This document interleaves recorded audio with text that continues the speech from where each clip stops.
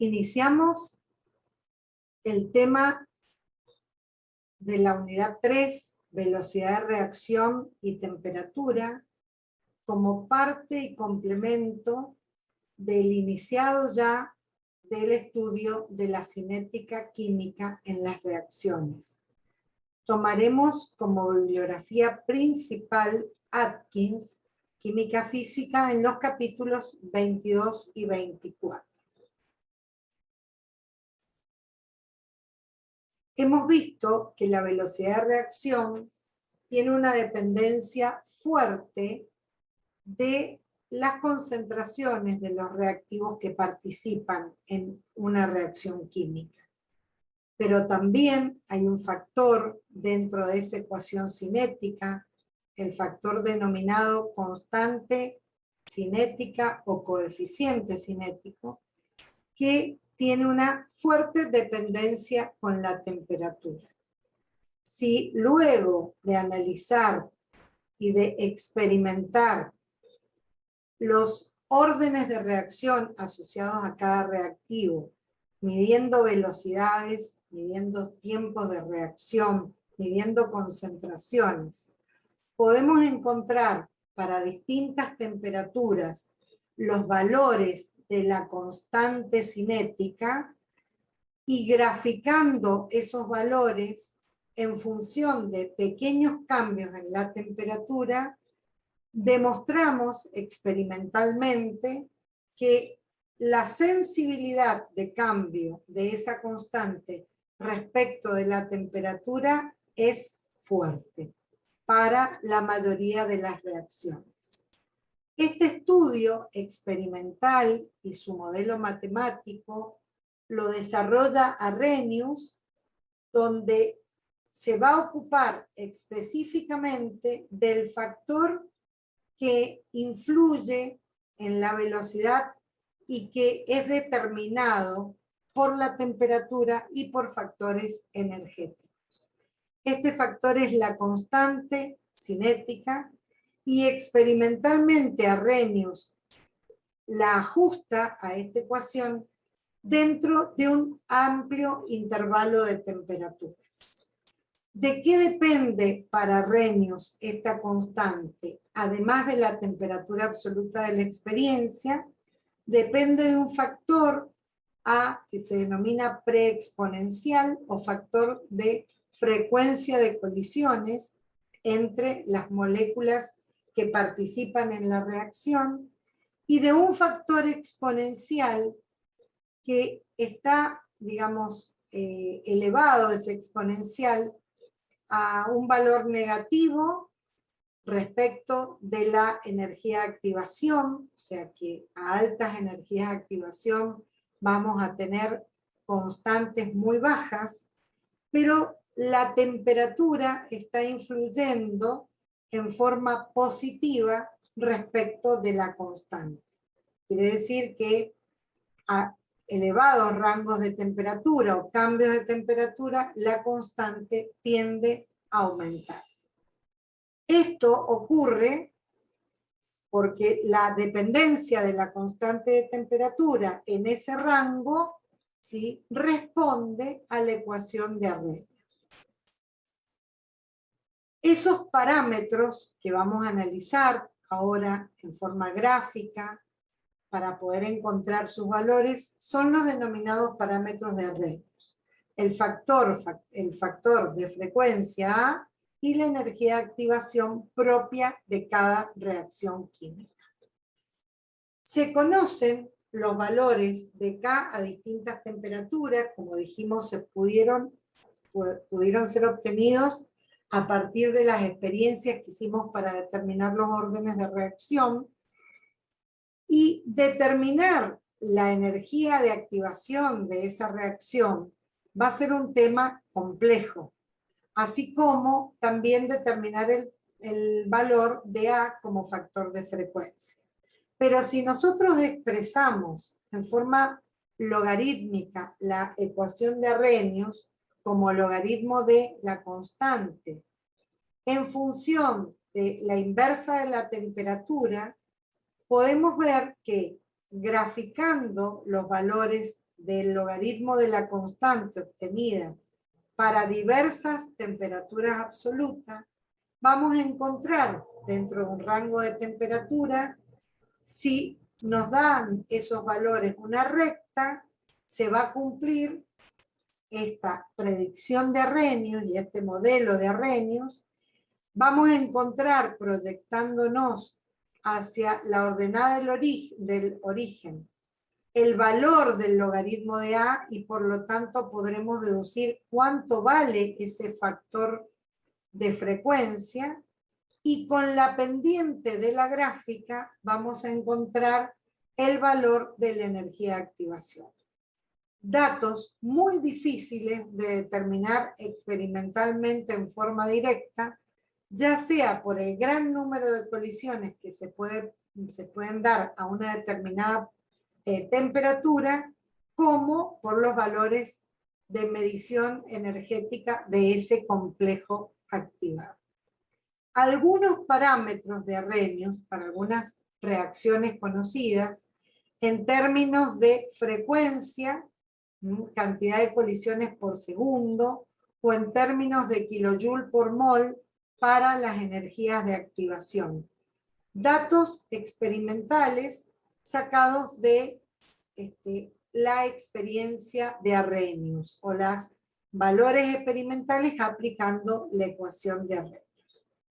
Vamos a analizar ahora qué nos brinda o qué nos dan todos estos datos que estamos descubriendo con la aplicación de la ecuación de Arrhenius a partir de datos experimentales.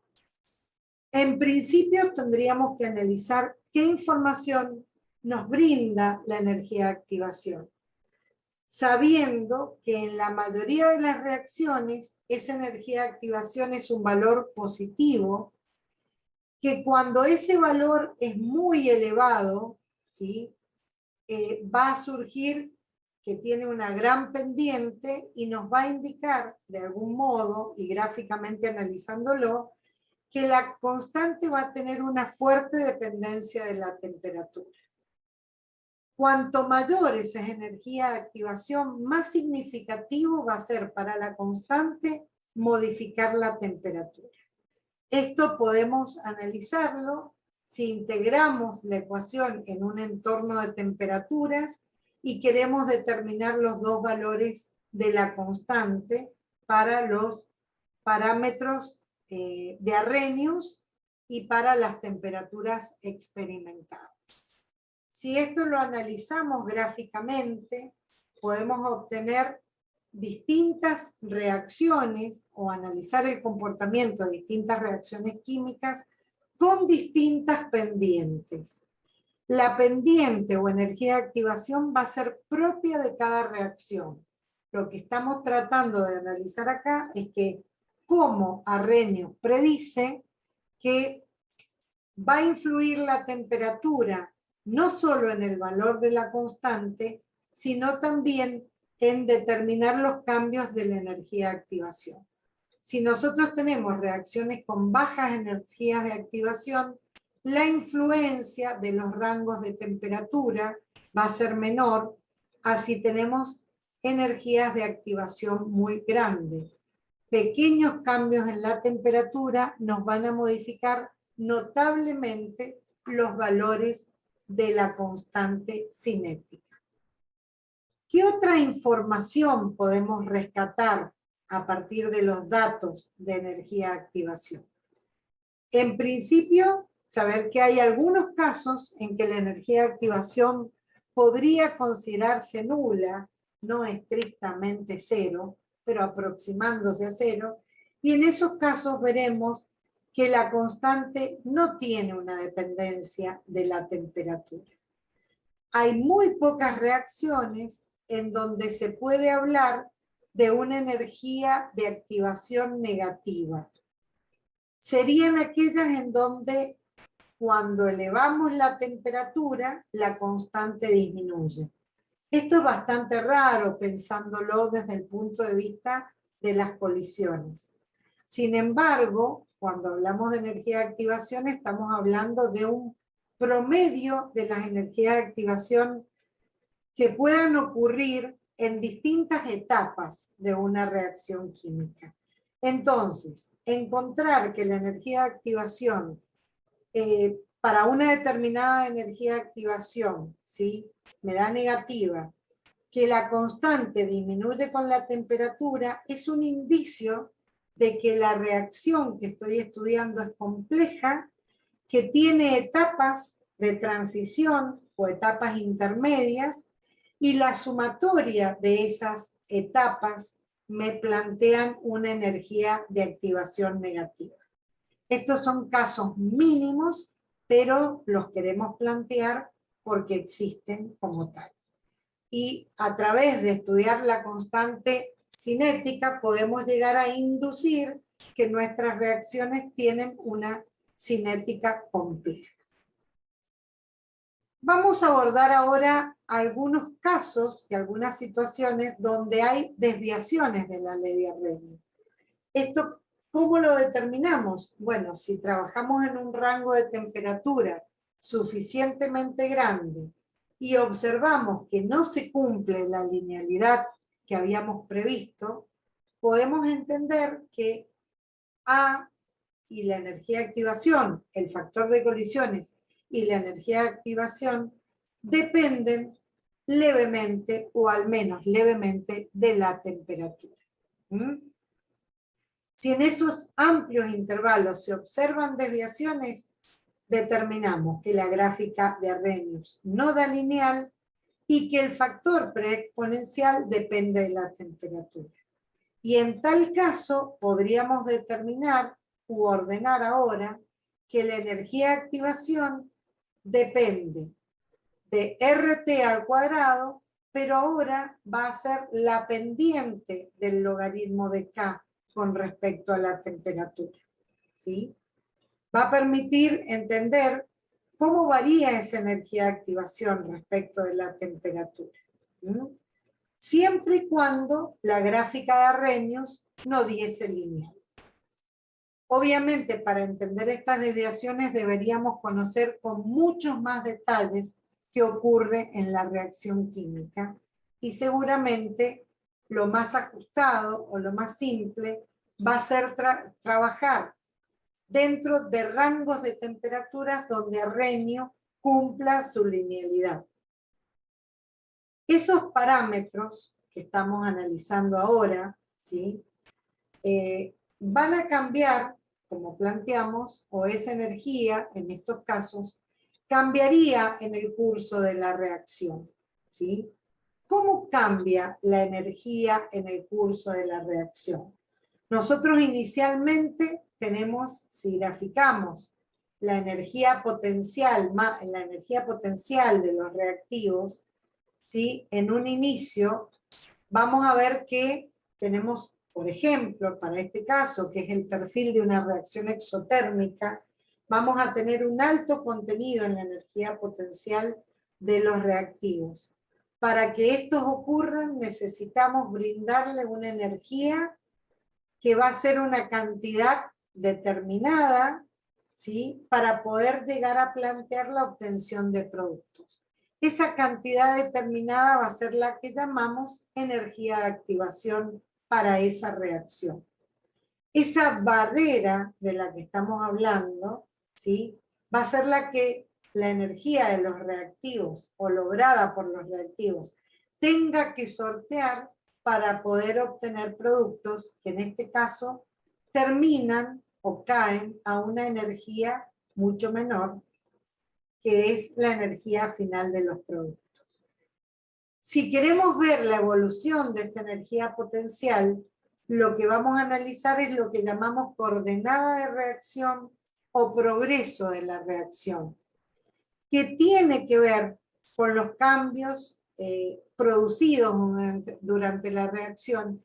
¿Y los cambios qué van a hacer? Van a ser cambio en los enlaces, cambio en las distancias interatómicas, que van a mostrarnos, ¿sí?, los distintos contenidos de energía que satisfacen o que explican estas situaciones. El máximo de energía va a ser la energía de activación de los reactivos. La zona de ese máximo es lo que llamamos estado de transición. Y cuando los reactivos consigan tener esa máxima energía potencial, van a estar en condiciones, en ese complejo activado que forman los átomos, de obtener productos y lograr el proceso de reacción predicho. Esa energía potencial molecular, dijimos, cambia a medida que colisionan las moléculas de A y de B, entran en contacto, y lo hacen en función, y lo vamos a analizar en función de esa coordenada de reacción que me está mostrando que hay cambios geométricos importantes en las interacciones de los reactivos hacia la formación de los productos. Los términos de Arrhenius, ¿sí? Frecuencia de colisiones, hablándolo en términos de número total de colisiones, en realidad son colisiones independientes de la energía que tengan los reactivos. Van a depender propiamente de la temperatura a la que se trabaja y de la reacción propiamente dicha. Entonces, la constante cinética, variable o en función de la temperatura, va a tener que ver con esa cantidad de colisiones, pero aquellas colisiones que logren franquear la energía de activación a esa temperatura van a ser lo que llamamos fracción de colisiones exitosas. Y el producto de todas esas colisiones exitosas por la cantidad total de colisiones va a representar la velocidad de colisiones exitosas para esa reacción, representados por la constante. A ver, repasando, ecuación de Arrhenius, tenemos que la constante depende de la temperatura, depende en forma directa de la frecuencia de colisiones, número total, pero va a haber un factor que se llama factor exponencial, que es un valor que oscila entre 0 y 1, y que me va a estar dando el número o cantidad en fracción de colisiones exitosas. El producto del número de colisiones totales por la fracción de colisiones exitosas me va a poner, me va a dar claramente el valor de la velocidad de colisiones exitosas.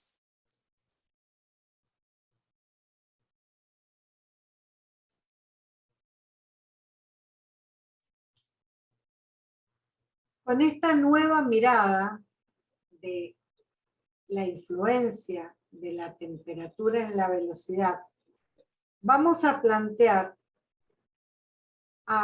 el estudio de la dinámica en reacciones moleculares, ¿sí?